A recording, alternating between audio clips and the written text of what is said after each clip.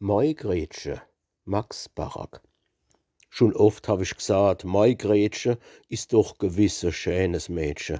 Sie gleicht mir hohe. Und schaffe kann sie, wie Annie. Gebild is sie auch wie Kenny. Ich bin jo gut davor. Und singen und klavieren kann sie, famos. Ich sag's euch nur. Und tanzen, wie Recher auf de Wiss. Auf Bell, wann alle Mädchen schnitze, bleibt net einmal mei Grätsche sitze. Sie hat halt des Geriss.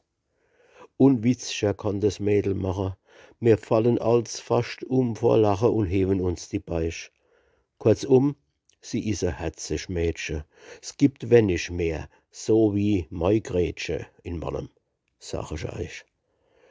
Kur mache hat sie net zu zählen, wo all miteinander das Grätsche wählen, beim Kotillon und jeder Dur.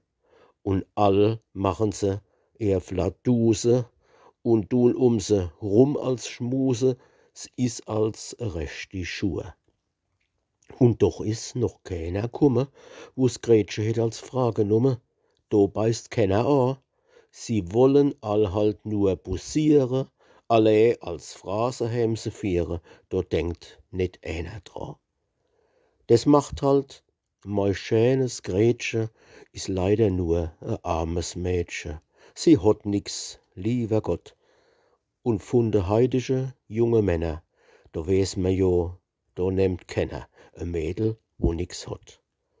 Drum bleibt halt mei Grätsche sitze, bei dere Dur, da muss schnitze, es is mir gar zu läd.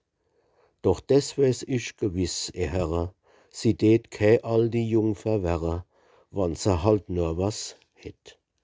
Barone, Freiherre oder Grafe, die wollt ich als Mann verschaffe, wären Schulde bares Geld.